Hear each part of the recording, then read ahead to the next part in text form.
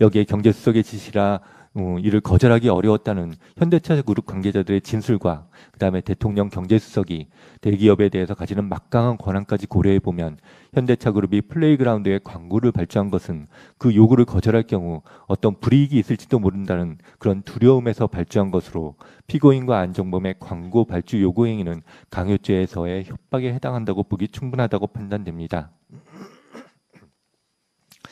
한편 피고인은 플레이그라운드라는 회사가 최서원과 관련이 있는 회사라는 사실을 알지 못했다 이렇게 진술을 했습니다. 그러나 안종범은 현대차그룹 부회장에게 플레이그라운드라는 회사 소개 자료를 건네면서 광고 발주를 부탁했는데 그때 건네졌던 그 회사 소개 자료는 그 직전에 최서원이 플레이그라운드에 직원을 시켜서 만든 것이었습니다. 안종범과 최서원은 개인적으로 서로 알지도 못하고 서로 연락한 적도 없기 때문에 결국 회사 소개 자료는 최서원이 광고 발주를 부탁하면서 피고인에게 건네고 피고인이 이를 다시 안종범에게 건넨 것으로 볼 수밖에 없습니다.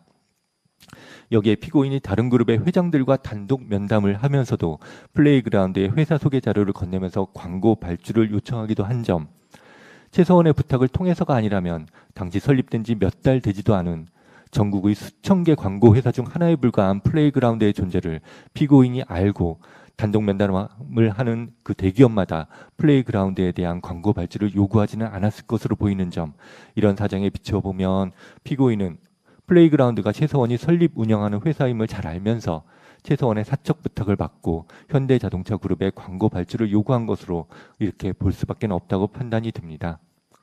따라서 이 부분 피고인과 최서원의 공모 관계를 포함한 강요죄는 충분히 유죄로 인정할 수 있습니다. 다만 이 부분 공사실에는 피고인이 대통령 그리고 경제수석의 직권을 남용해서 직권남용죄도 범한 것으로 그렇게 되어 있습니다. 근데 아까도 설명했듯이 직권남용죄가 성립되려면 겉으로 보기에도 공무원이 그가 가진 권한을 행사하는 것과 같은 모양새, 즉 외형이 있어야 됩니다. 이 사건에서 보면 아무리 대통령이나 경제수석이라 하더라도 민간 회사에 그 특정 광고 회사에 대한 광고 발주를 지시할 권한이 있다고 볼 수는 없습니다.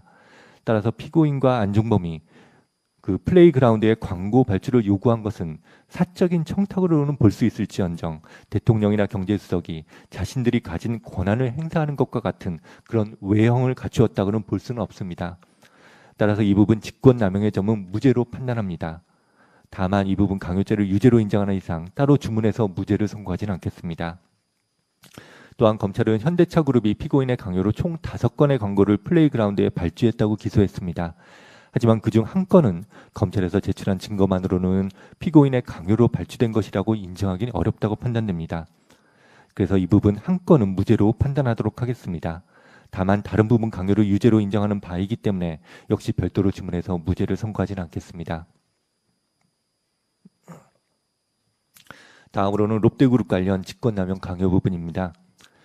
이 부분 공사실의 요지는 피고인이 최서원의 부탁을 받고 롯데그룹 신동빈 회장과 단독 면담을 하면서 K스포츠재단이 추진하는 하남 5대 거점 체육시설 건립 사원의 지원을 요구해서 롯데그룹으로 하여금 K스포츠재단에 70억 원을 지원하게 함으로써 직권을 남용하고 강요를 하였다는 그런 내용입니다.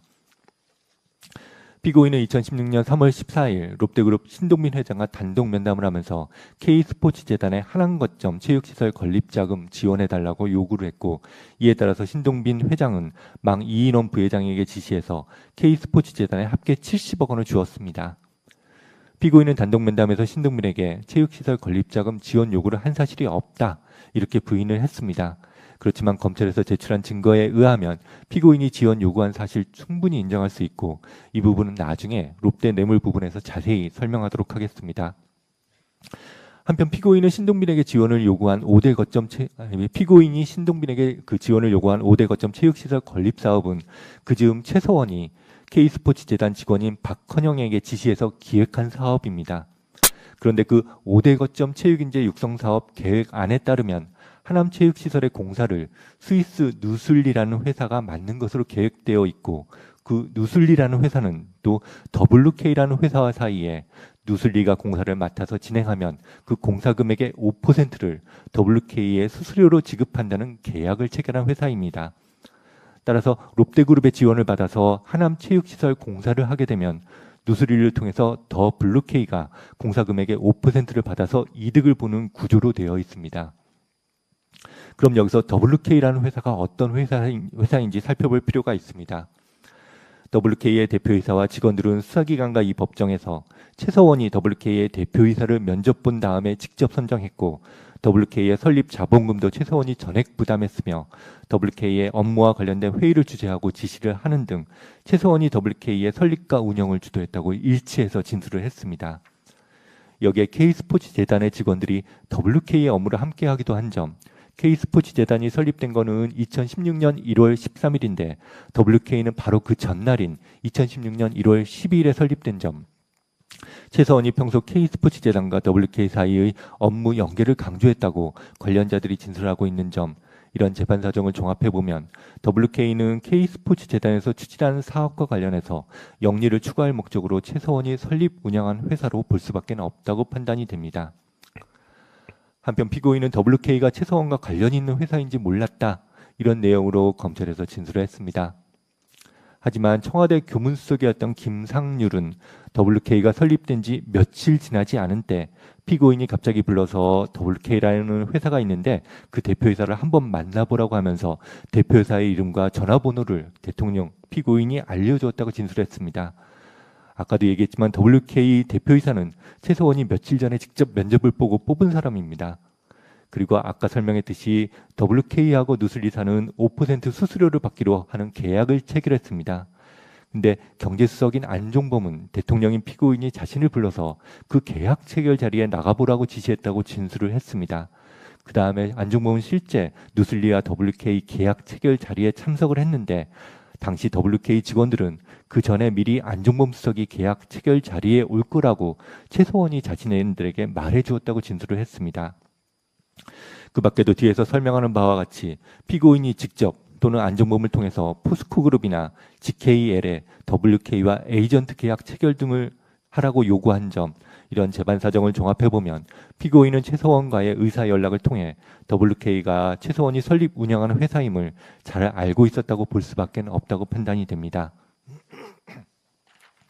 이러한 사정에다가 K스포츠 재단 직원들은 피고인과 신동빈이 단독 면담을 할 무렵 최서원으로부터 롯데와 이야기가 다 되었으니 롯데를 만나서 지원을 요청하라, 이런 지시를 받았다고 일치하여 진술하고 있는 점, 이런 재반 사정을 더해보면 피고인이 최서원의 부탁을 받고 신동빈에게 5대 거점 체육시설 건립자금 지원을 요구한 것으로 충분히 인정할 수 있다고 판단됩니다.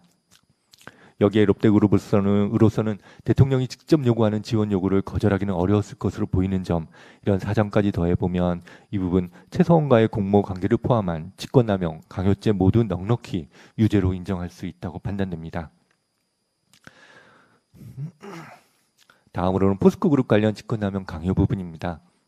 이 부분 공사실의 요지는 피고인이 최서원 등과 공모해서 포스코그룹의 스포츠팀을 창단하고 최서원이 운영하는 WK와 매니지먼트 계약을 체결하는 내용에 합의를 하도록 직권을 남용해서 강요했다는 그런 내용입니다.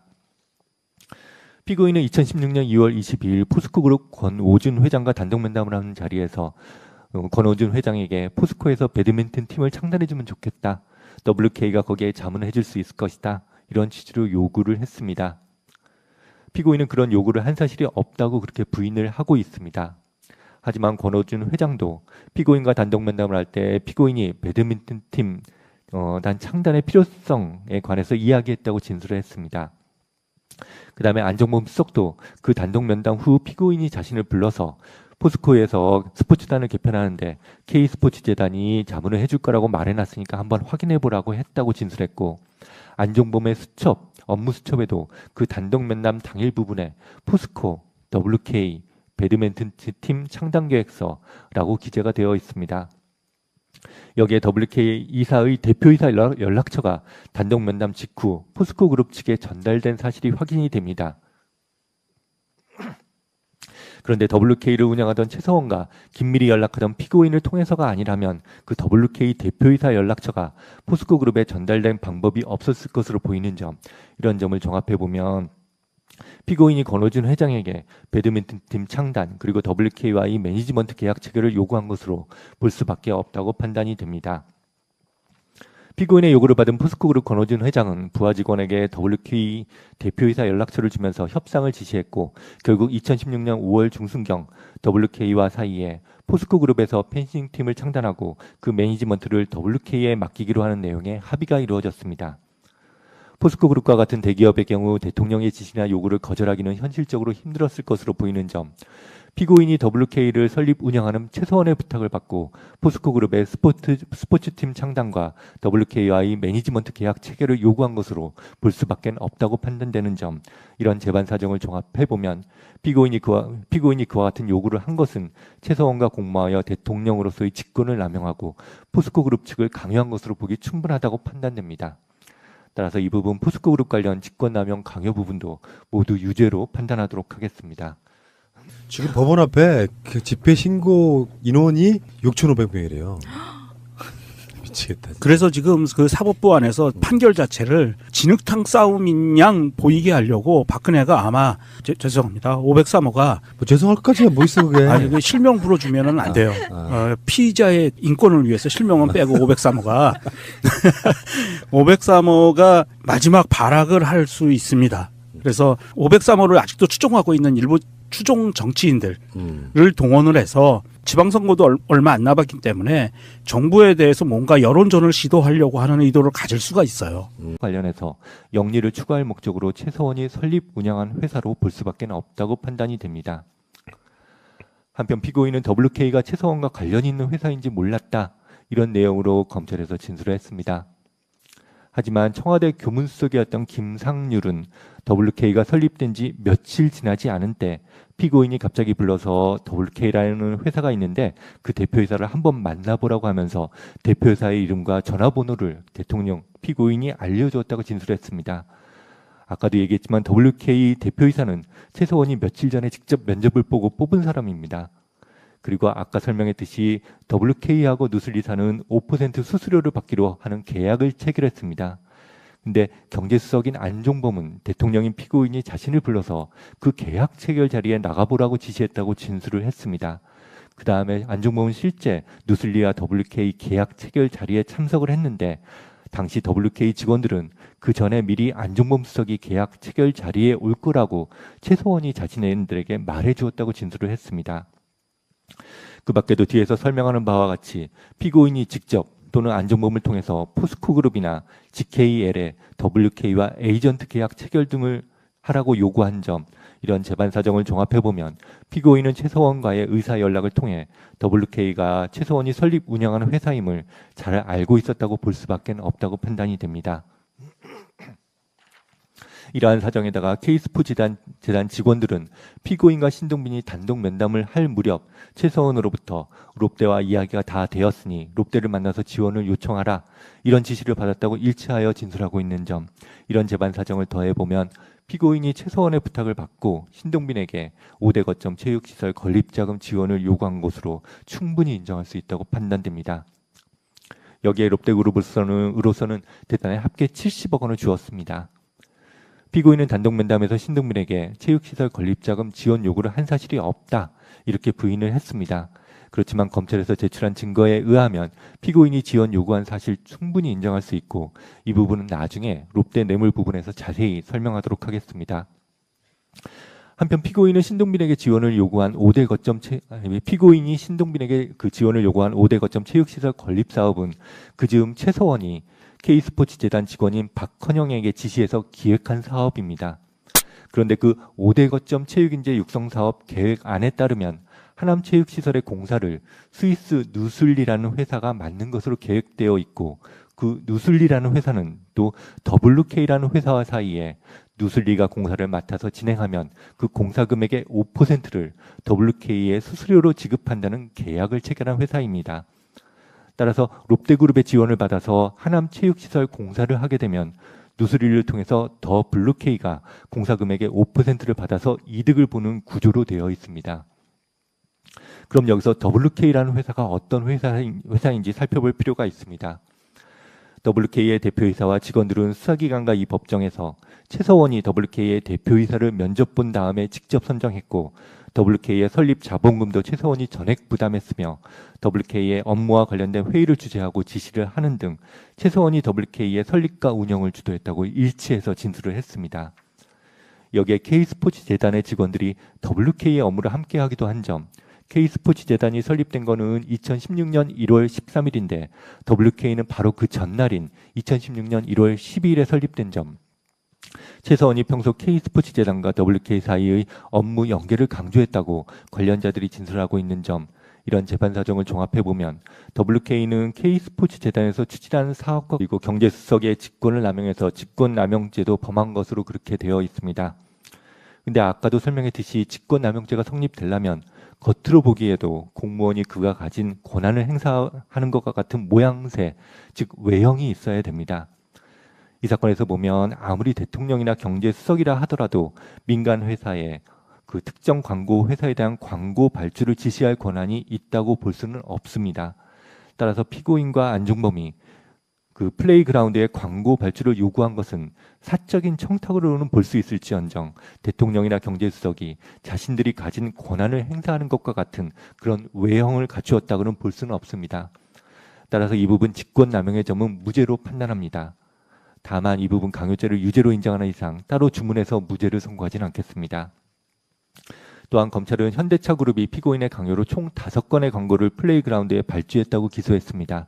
하지만 그중 한 건은 검찰에서 제출한 증거만으로는 피고인의 강요로 발주된 것이라고 인정하기는 어렵다고 판단됩니다. 그래서 이 부분 한 건은 무죄로 판단하도록 하겠습니다. 다만 다른 부분 강요를 유죄로 인정하는 바이기 때문에 역시 별도로 주문해서 무죄를 선고하지는 않겠습니다. 다음으로는 롯데그룹 관련 직권남용 강요 부분입니다. 이 부분 공사실의 요지는 피고인이 최서원의 부탁을 받고 롯데그룹 신동빈 회장과 단독 면담을 하면서 K스포츠재단이 추진하는 하남 5대 거점 체육시설 건립 사원의 지원을 요구해서 롯데그룹으로 하여금 K스포츠재단에 70억 원을 지원하게 함으로써 직권을 남용하고 강요를 하였다는 그런 내용입니다. 피고인은 2016년 3월 14일 롯데그룹 신동빈 회장과 단독 면담을 하면서 K스포츠재단의 하남거점 체육시설 건립자금 지원해달라고 요구를 했고, 이에 따라서 신동빈 회장은 망 이인원 부회장에게 지시해서 K스포츠재단 여기에 경제수석의 지시라 이를 거절하기 어려웠다는 현대차그룹 관계자들의 진술과 그다음에 대통령 경제수석이 대기업에 대해서 가지는 막강한 권한까지 고려해보면 현대차그룹이 플레이그라운드에 광고를 발주한 것은 그 요구를 거절할 경우 어떤 불이익이 있을지도 모른다는 그런 두려움에서 발주한 것으로 피고인과 안정범의 광고 발주 요구 행위는 강요죄에서의 협박에 해당한다고 보기 충분하다고 판단됩니다. 한편 피고인은 플레이그라운드라는 회사가 최서원과 관련이 있는 회사라는 사실을 알지 못했다 이렇게 진술을 했습니다. 그러나 안정범은 현대차그룹 부회장에게 플레이그라운드라는 회사 소개 자료를 건네면서 광고 발주를 부탁했는데 그때 건네졌던 그 회사 소개 자료는 그 직전에 최서원이 플레이그라운드에 직원을 시켜서 만든 것이었습니다. 안정범과 최서원은 개인적으로 서로 알지도 못하고 서로 연락한 적도 없기 때문에 결국 위 회사 소개 자료는 최서원이 광고 발주를 부탁하면서 피고인에게 건네고 피고인이 이를 다시 안정범에게 건넨 것으로 볼 수밖에 없습니다. 여기에 피고인이 다른 그룹의 회장들과 단독 면담을 하면서도 플레이그라운드의 회사 소개 자료를 건네면서 광고 발주를 요청하기도 한 점, 최서원의 부탁을 통해서가 아니라면 당시 설립된 지 몇 달 되지도 않은 전국의 수천 개 광고 회사 중 하나에 불과한 플레이그라운드의 존재를 피고인이 알고 단독 면담을 하는 그 대기업마다 플레이그라운드에 대한 광고 발주를 요구하지는 않았을 것으로 보이는 점, 이런 사정에 비춰보면 피고인은 플레이그라운드가 최서원이 설립 운영하는 회사임을 잘 알면서 최서원의 사적 부탁을 받고 현대자동차그룹의 광고 발주를 요구한 것으로 이렇게 볼 수밖에 없다고 판단이 됩니다. 따라서 이 부분 피고인과 최서원의 공모 관계를 포함한 강요죄는 충분히 유죄로 인정할 수 있습니다. 다만 이 부분 공사실에는 피고인이 대통령이 직접 요구하는 지원 요구를 거절하기는 어려웠을 것으로 보이는 점, 이런 사정까지 더해보면 이 부분 최서원과의 공모 관계를 포함한 직권남용, 강요죄 모두 넉넉히 유죄로 인정할 수 있다고 판단됩니다. 다음으로는 포스코그룹 관련 직권남용 강요 부분입니다. 이분 공사실의 요지는 피고인이 최서원 등과 공모해서 포스코 그룹의 스포츠팀을 창단하고 최서원이 운영하는 WK와 매니지먼트 계약을 체결하는 내용에 합의를 하도록 직권을 남용해서 강요했다는 그런 내용입니다. 피고인은 2016년 2월 22일 포스코 그룹 권오준 회장과 단독 면담을 하는 자리에서 권오준 회장에게 포스코에서 배드민턴 팀을 창단해주면 좋겠다. WK가 거기에 자문해줄 수 있을 것이다. 이런 취지로 요구를 했습니다. 피고인은 그런 요구를 한 사실이 없다고 그렇게 부인을 하고 있습니다. 하지만 권오준 회장도 피고인과 단독 면담을 할 때 피고인이 배드민턴 팀 단 창단의 필요성에 관해서 이야기했다고 진술을 했습니다. 그 다음에 안정범 수석도 그 단독 면담 후 피고인이 자신을 불러서 포스코에서 스포츠단을 개편하는데 K스포츠재단이 자문을 해줄 거라고 말해놨으니까 한번 확인해보라고 했다고 진술했고, 안종범의 수첩, 업무 수첩에도 그 단독 면담 당일 부분에 포스코, WK, 배드민턴 팀 창단계획서라고 기재가 되어 있습니다. 여기에 WK 이사의 대표이사 연락처가 단독 면담 직후 포스코 그룹 측에 전달된 사실이 확인이 됩니다. 그런데 WK를 운영하던 최서원과 긴밀히 연락하던 피고인을 통해서가 아니라면 그 WK 대표이사 연락처가 포스코 그룹에 전달된 방법이 없었을 것으로 보이는 점, 이런 점을 종합해보면 피고인이 권오준 회장에게 배드민턴 팀 창단 그리고 WK와의 매니지먼트 계약 체결을 요구한 것으로 볼 수밖에 없다고 판단이 됩니다. 피고인의